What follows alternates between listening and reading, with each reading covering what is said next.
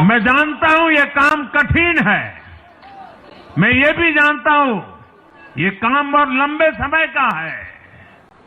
गंगा जी का देखिए, राजीव गांधी के जमाने से वो काम चल रहा है।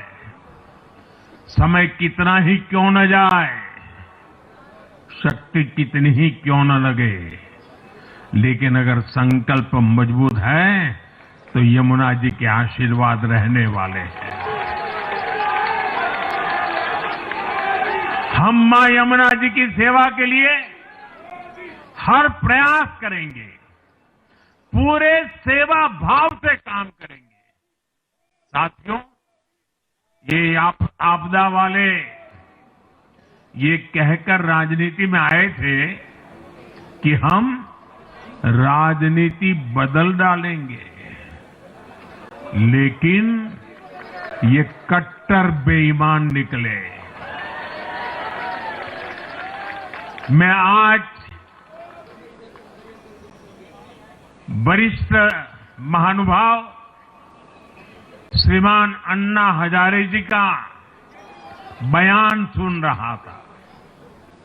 अन्ना हजारे जी काफी समय से इन आपदा वालों के कुकर्मों की पीड़ा झेल रहे थे। आज उन्हें भी उस पीड़ा से मुक्ति मिली होगी। साथियों, जिस पार्टी का जन्म ही भ्रष्टाचार के विरुद्ध हुए आंदोलन से हुआ हो, वही भ्रष्टाचार में लिप्त हो गई।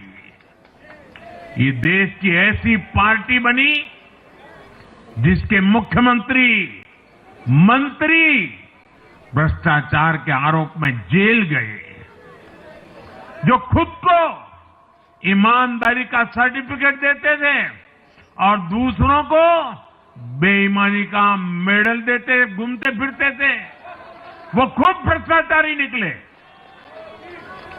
ये दिल्ली के भरोसे के साथ बहुत बड़ा धोखा था।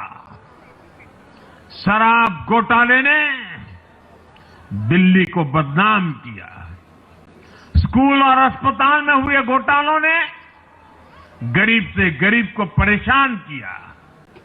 और ऊपर से अहंकार इतना कि जब दुनिया कोरोना से निपट रही थी तो ये आपदा वाले शीश महल बना रहे थे।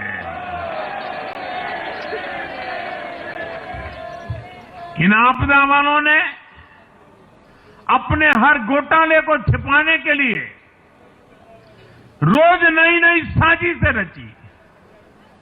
लेकिन अब दिल्ली का जनादेश आ चुका है। मैं गारंटी दे रहा हूं, पहले विधानसभा सत्र में ही सीएजी की रिपोर्ट सदन में रखी जाएगी।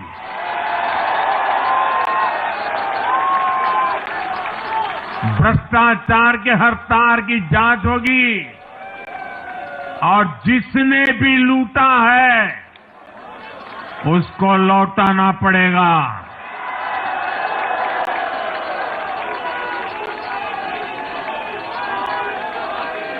ये भी मोदी की गारंटी है।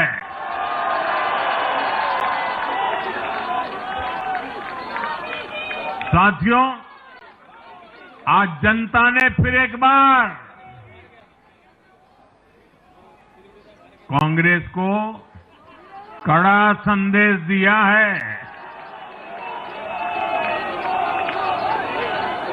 दिल्ली के चुनाव में कांग्रेस ने 0 की डबल हैट्रिक लगाई है। देश की राजधानी में देश की सबसे पुरानी पार्टी का लगातार दिल्ली में 6 बार से खाता नहीं खुल रहा है। और ये लोग खुद को पराजय का गोल्ड मेडल देते फिर रहे हैं। सच्चाई ये है कि कांग्रेस पर देश बिल्कुल भरोसा करने के लिए तैयार नहीं है। पिछली बार मैंने कहा था कि कांग्रेस एक परजीवी पार्टी बन चुकी है।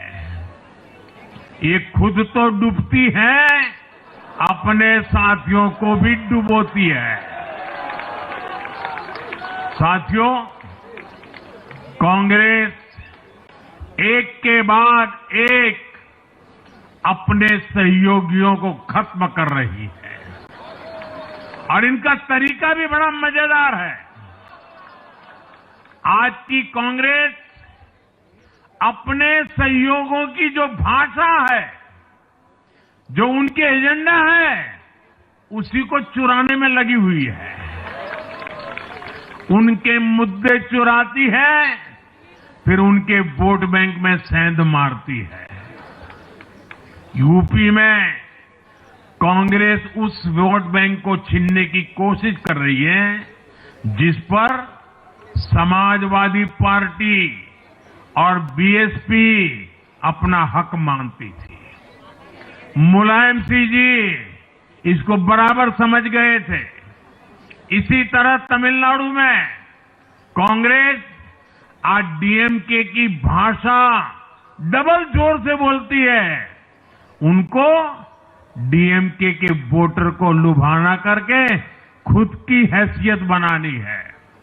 बिहार में भी ये कांग्रेस ही है जो जातिवाद का जहर फैलाकर अपनी सहयोगी आरजेडी का जो पेटेंट है, उसी जमीन को खाने में जुट गई है। ठीक ऐसा ही हाल जम्मू कश्मीर, बंगाल में भी कांग्रेस ने अपने सहयोगियों का किया है।